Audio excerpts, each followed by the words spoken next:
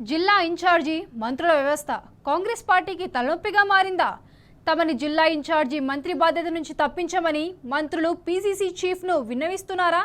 జిల్లాల సమస్యలను పరిష్కరించే బాధ్యత ఇన్ఛార్జి మంత్రులదేనని సీఎం తేల్చి చెప్పారా? ఇన్ఛార్జి మంత్రులకు ఎమ్మెల్యేలకు మధ్య కోల్డ్ వార్ నడుస్తోందా? Let's watch the story.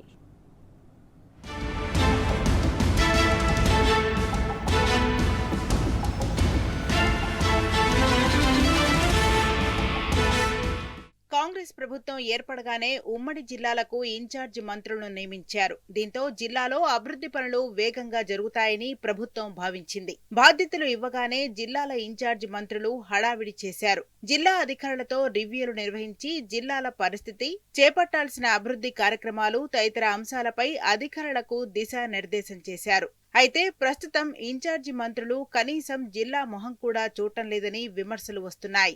Incharge మంత్రులు తమకి బాధ్యత ఇచ్చిన జిల్లాలను పట్టించుకోకపోవడానికి కారణం ఎమ్మెల్యేలేనని ఇన్ఛార్జి మంత్రులు చెబుతున్నారు. 1-2 చోట్ల తాము ఈ జిల్లాలకు ఇన్ఛార్జిగా పనిచేయలేమని, తమని ఈ జిల్లా ఇన్ఛార్జి బాధ్యతల నుండి వెంటనే తప్పించాలని విజ్ఞప్తి చేస్తున్నారట.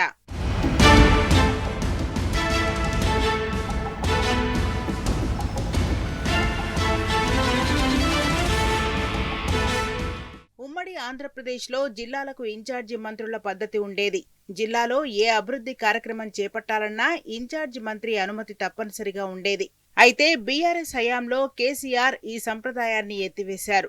ఇక కాంగ్రెస్ ప్రభుత్వం ఏర్పడిన తర్వాత మళ్లీ ఈ విధానాన్ని అమల్లోకి తెచ్చారు. అయితే ఇన్ఛార్జి మంత్రులను పెట్టడం పలువురు ఎమ్మెల్యేలకు నచ్చటం లేదట. తమ నియోజకవర్గాల్లో పనికి ఇన్ఛార్జి మంత్రి అనుమతి ఎందుకని పలువురు ఎమ్మెల్యేలు ప్రశ్నిస్తున్నారట.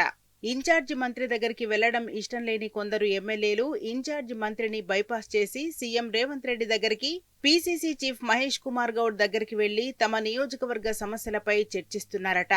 అయితే సీఎం, పీసీసీ చీఫ్ దగ్గరికి వెళ్లిన విషయాలు సైతం తిరిగి ఇన్ఛార్జి మంత్రి వద్దకే వస్తున్నాయట. దీంతో తనను కాదని సీఎం, పీసీసీ చీఫ్ దగ్గరికి వెళ్లిన ఎమ్మెల్యేలకు ఎందుకు పనిచేయాలని ఇన్ఛార్జి మంత్రులు ఆయా ఎమ్మెల్యేలను పట్టించుకోవడం లేదట. దీంతో పలు నియోజకవర్గాల్లో ఇన్ఛార్జి మంత్రి, ఎమ్మెల్యేల మధ్య కోల్డ్ వార్ మొదలైందని సమాచారం. 10 ఉమ్మడి జిల్లాల్లో జిల్లాలోని ఏదో ఒక నియోజకవర్గంలో ఇలాంటి సమస్య ఉందని హస్తం నాయకులు చెబుతున్నారు.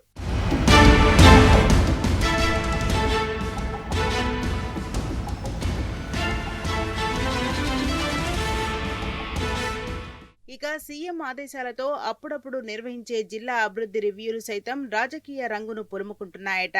జిల్లా అభివృద్ధి విషయాలపై చర్చించేందుకు సమీక్షా సమావేశాలు నిర్వహిస్తున్న అక్కడి ఎమ్మెల్యేలు వాటిని పొలిటికల్ మీటింగులుగా మారుస్తున్నారట. అభివృద్ధి అంశాలపై మాట్లాడకుండా తమ నియోజకవర్గాల్లో ఉన్న రాజకీయ సమస్యలను రివ్యూ మీటింగ్లో చర్చకు పెట్టడంలో రివ్యూలు రసాభాసగా మారి అనేక సందర్భాల్లో మీటింగుల్నే వాయిదా వేసుకున్న పరిస్థితి ఏర్పడింది. జిల్లాల ఎమ్మెల్యేలు సైతం ఇన్ఛార్జి మంత్రులను లెక్క చేయకుండా సీఎం, పీసీసీలను కలిసి తామే బలమైన వారిమని నిరూపించుకునే ప్రయత్నం చేస్తున్నారని వినిపిస్తోంది.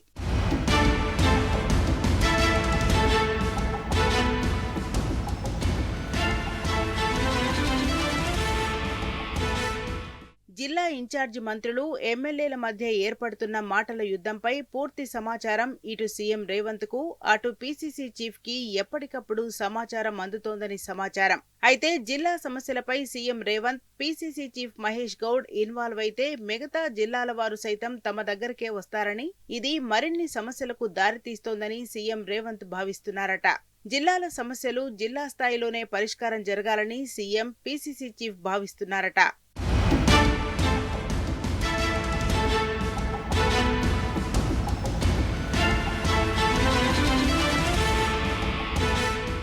అటు ఎమ్మెల్యేలు, ఇటు ఇన్ఛార్జి మంత్రులు ఎవరూ తగ్గకపోవడంతో ఎమ్మెల్యేలు, ఇన్ఛార్జి మంత్రుల మధ్య కోల్డ్ వార్ పెరుక్కుంటూ వస్తోందట.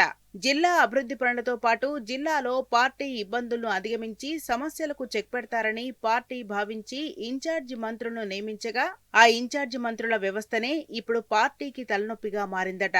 ఇన్ఛార్జ్ మంత్రులు నియోజకవర్గాల్లో ఉన్న పార్టీ సమస్యలపై దృష్టి పెట్టి పరిష్కరిస్తేనే పార్టీ బలోపేతమవుతుందని పార్టీ సీనియర్లు చెబుతున్నారు. కనీసం పార్టీ ఇన్ఛార్జ్ అయినా ఈ సమస్యను పరిష్కరించాలని కాంగ్రెస్ నేతలు కోరుతున్నారు. ఇక ఈ సమస్యను కాంగ్రెస్ పార్టీ ఎలా అధిగమిస్తుందో చూడాలి.